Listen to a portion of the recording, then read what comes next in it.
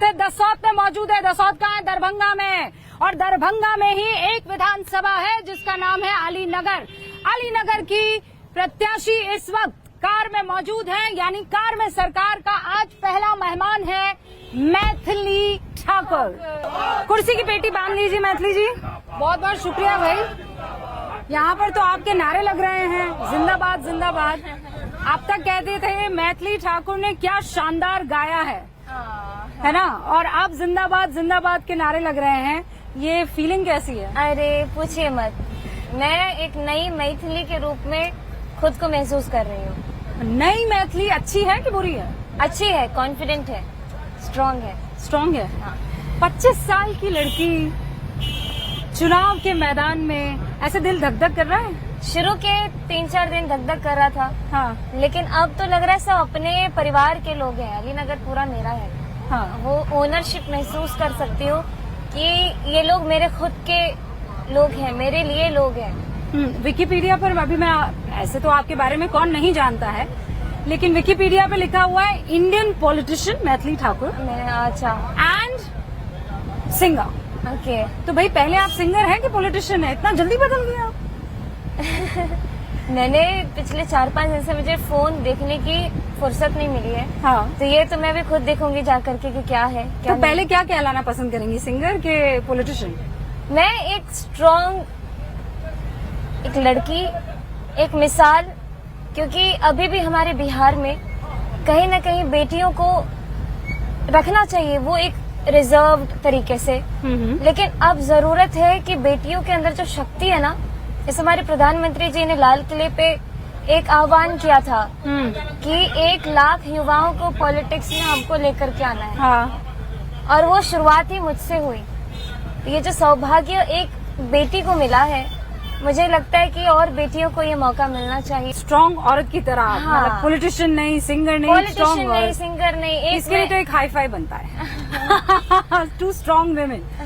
लेकिन फोन किसका आया था आपको सबसे पहले कि भैया टिकट आपको मिल रहा है? मुझे जिस दिन टिकट मिला ना, उस दिन मैं कंफर्म हुई कि अच्छा मुझे टिकट मिल गया।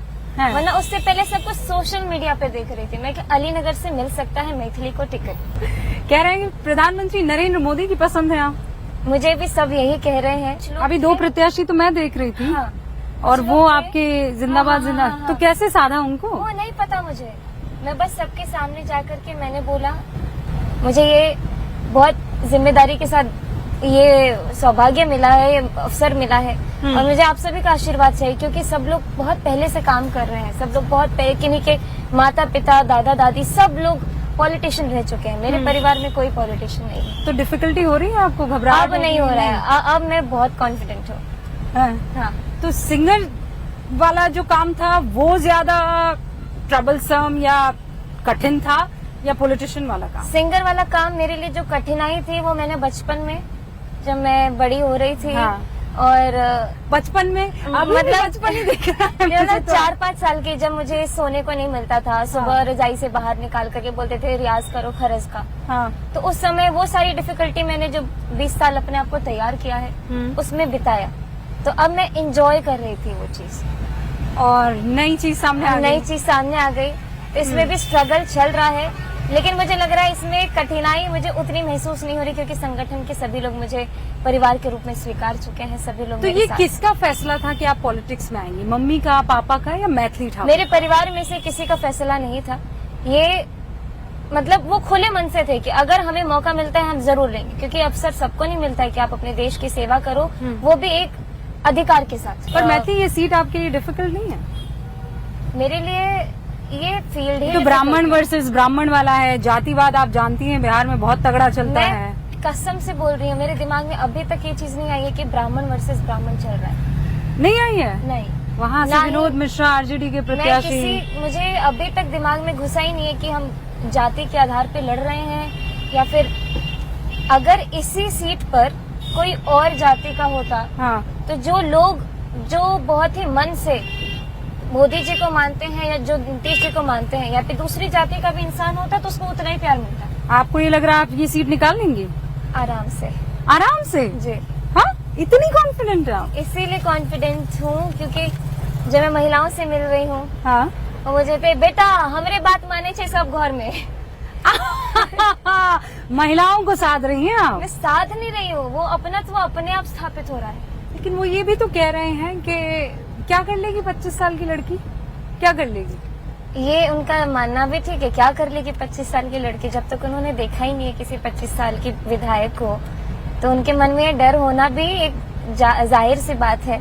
लेकिन वही है कि अब मुझे ये मौका दिया गया है तो मैं इतनी अच्छी तरीके से खुद को साबित करूंगी, तो मैं किसी को निराश नहीं करूंगी, एक भी अपने क्षेत्र की किसी भी जनता को निराश नहीं करूंगी। आप भी नेता तो बन गई हैं, मतलब मुझे नहीं नेताओं पता। की तरह बात करना तो आपको आ गया है। हाँ, मैं हर एक बात दिल से बोल रही हूँ, शायद इसीलिए आपको और अपीलिंग लग रहा हो। अपीलिंग, अच्छा ये भी सर्टिफिकेट दे दिया आपने कि अपीलिंग। नेताओं की तरह बात करने का मतलब ये है कि you know what to talk where, आप ये समझ गए कि कहाँ मुझे क्या बोलना है और कितना बोलना है। आपने अभी एक बयान दिया था कि मैं जब जीती तो अलीनगर का नाम बदल दूंगी, क्या क्या नाम कर देंगे? मेरे नामांकन के दिन जो हमारे मंत्री जी आए नित्यानंद राय जी, तो उन्होंने बोला जानकी के पावन भूमि पर, यानी माता जानकी के पावन धरती पर हमें जन्म लेने का जो सौभाग्य जो किसी और को नहीं मिला, मिथिलांचल वासियों को मिला, मिथिला वासियों को मिला। हाँ। जानकी मंदिर बन रहा है। हाँ। सब पूरा मिथिलामय हो गया है। हाँ। प्रत्याशी का नाम भी मैथिली है, मिथिला की रहने वाली है। हाँ। तो क्यों ना इस अलीनगर का नाम मैथिली नगर, जानकी नगर या फिर सीता नगर कर दिया जाए। हाँ। और जो लोगों के मन में उत्साह था, ये तो मेरे मन में वो बात इतनी बैठी कि अगर मैंने खुद को एक सच्चे पॉलिटिशियन के रूप में साबित कर दिया तो मैं ही सबसे पहले खड़ी होंगी कि इस जगह के नाम सीतानगर होना चाहिए। नहीं तो नाम बदलने वाली राजनीति से क्या फायदा, वो तो काम से होगा ना। बिल्कुल। लोग कहेंगे आप मोदी जी से योगी जी से सीख रही हैं। मैं इस चीज को लेकर के मैं किसी से ये नहीं बोलूंगी कि मैं किसी से प्रभावित होकर के नाम चेंज करने वाला फॉर्मूला, क्योंकि मैं भी 10 दिन पहले तक एक नॉर्मल ऑब्जर्वर थी। जब मैं सुनती थी अरे नाम क्यों बदल रहे हैं, इससे क्या, मैं भी ऐसी बात करती थी। लेकिन जब आप जमीन पर आकर के देखते हैं ना लोगों के सेंटिमेंट्स में, यहाँ पे आपको जितने लोग मिलेंगे सब कंठीधारी मिलेंगे। जो लोग राम सीता के उपासक हैं, काफी ब्रह्मचर्य लोग मिलेंगे। जो लोग राम सीता के उपासक हैं, वो लोग को जब उन लोग के सामने जैसी ये बात होती है, मेरे जाने से पहले कि मैथिली सबसे पहले आना तो यही काम करना कि सीतानगर बनाना है इसको, वो प्रतिष्ठा जो है माँ जानकी से जुड़ी हुई, वो प्रतिष्ठा वापस मिले इस जगह। अच्छा, लेकिन आपको महागठबंधन कैसा लग रहा है लड़ते हुए? मैं सोच ही नहीं रही हूँ महागठबंधन के बारे में।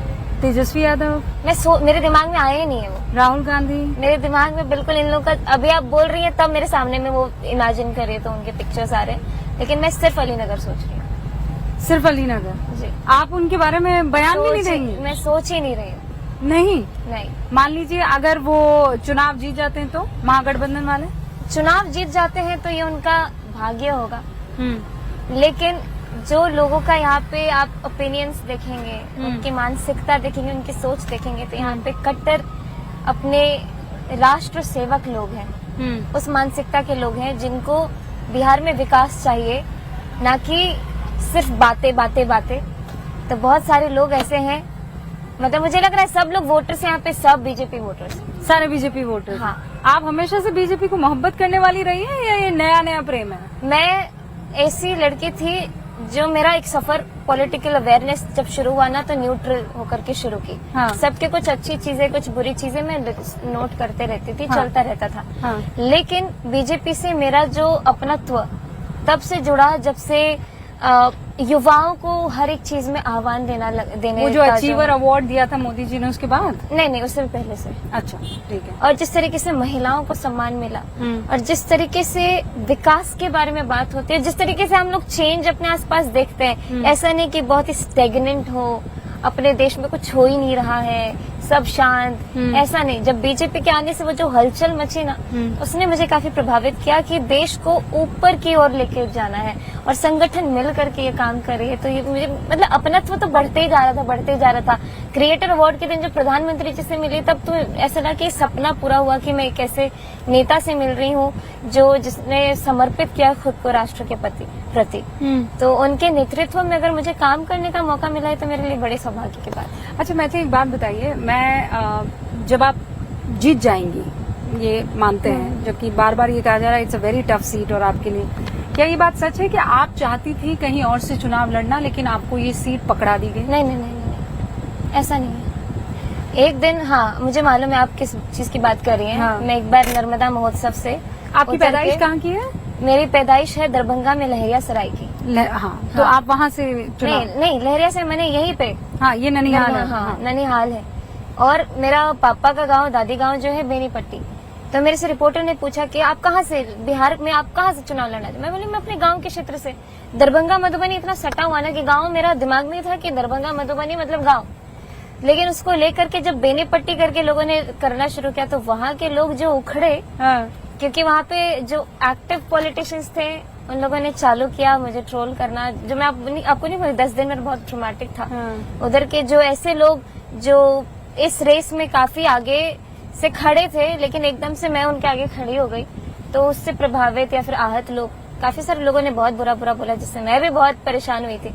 लेकिन अब मुझे महसूस हो रहा है कि मेरे अंदर वो क्षमता है, कुछ देख करके मुझे यहाँ पे रखा गया है। एक तो आप जब बात भी करी तो ऐसा लग रहा है सुर लगे चले जा रहे हैं। अब आप मुझे पता है कि आपको गांव में जाना है, लोगों से बातचीत करनी है, डोर टू डोर कैंपेन करनी है, लेकिन न्यूज 18 इंडिया आपको ऐसे तो नहीं छोड़ेगा ना। अब आप सिंहासन आपने पकड़ लिया है, तो अगर कुछ खूबसूरत सी 2 लाइनें आप न्यूज 18 इंडिया के दर्शकों के लिए, इनफैक्ट मिथिला वासियों के लिए जरूर जरूर जरूर सुनाएंगी तो। वैसे गला बिल्कुल बच गया है धूल धक्कड़ और से, लेकिन छठ का भी आप माहौल देखेंगे। अभी अगर आप 2 दिन और रहेंगे मिथिला में तो आप देखेंगे किस तरीके से लोग अभी तैयारी 15 कर दिन रहे हैं। न्यूज 18 इंडिया कहीं नहीं हिलने हाँ, वाला है। बस तो 2 लाइन आपको छठ के गीत का सुना रही हूँ। हाँ।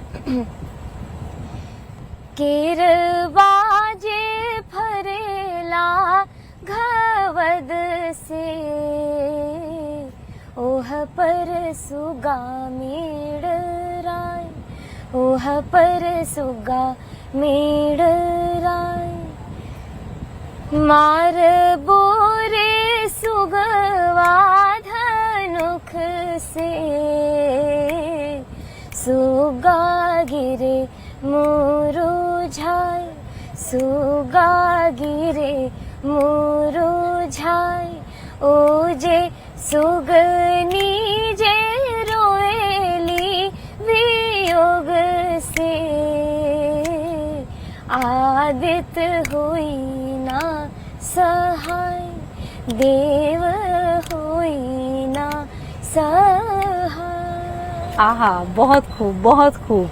आपको खूब सारी शुभकामनाएं। चुनाव तगड़े से लड़िएगा और जब ऐलान होगा तो न्यूज 18 इंडिया पर आप जरूर देखिएगा कि क्या रिजल्ट आता है। All the best news 18 India की और तरफ मैं से। जाने से पहले आपको मिथिला का जो मान सम्मान, अरे, प्रतिष्ठा अरे, अरे, है, अरे, अरे, वो अरे। पाग पहनाना चाहती हूँ। हाँ, ये पाग की कहानी क्या है? आपने भी पाग पहना हुआ है? जी वैसे मैं खड़ी होकर के आपको पहनाती तो वो और अच्छे से होता, लेकिन कोई बात नहीं। हमारे विद्यापति जी ने पाग को धारण किया था और शिव जी उगना के रूप में, यानी चाकर बन करके, उनके नौकर बन करके विद्यापति जी की सेवा में लग गए थे। हाँ। और उन्होंने विद्यापति जी से ऐसे ऐसे गीत लिखवाए, ऐसे ऐसे रचना करवाए हाँ। कि वो अभी भी अमर है। विद्यापति जी भले ही शारीरिक रूप से अब हमारे बीच में नहीं है, बहुत पुरानी बात है, बहुत पुरानी बात है विद्यापति जी की बात, लेकिन उनकी जो रचनाओं को हम गाते हैं, सुनते हैं, पढ़ते हैं तो विद्यापति जी सामने होते हैं। अच्छा, तो ये पाग है जी, जिसको आपने धारण किया हुआ है। जी। इसे कहते हैं सम्मान। ये सबसे बड़ा सम्मान है। सबसे बड़ा सम्मान है मिथिला वासियों के लिए और अब तो पूरे देशवासियों के लिए। अरे बिल्कुल है, और मिथिला का तो माँ फेमस है और माँ से मैथिली भी है। ऑल द बेस्ट, अपना ख्याल रखिएगा। बहुत बहुत शुक्रिया। तो ये थी मैथिली ठाकुर, जो पूरी तरह से चुनावी मैदान में गायिका नहीं, एक राजनेता की तरह तैयार है। अब देखते हैं जनता कितना पसंद करती है। आप खबरों के लिए देखते रहिए न्यूज 18 इंडिया।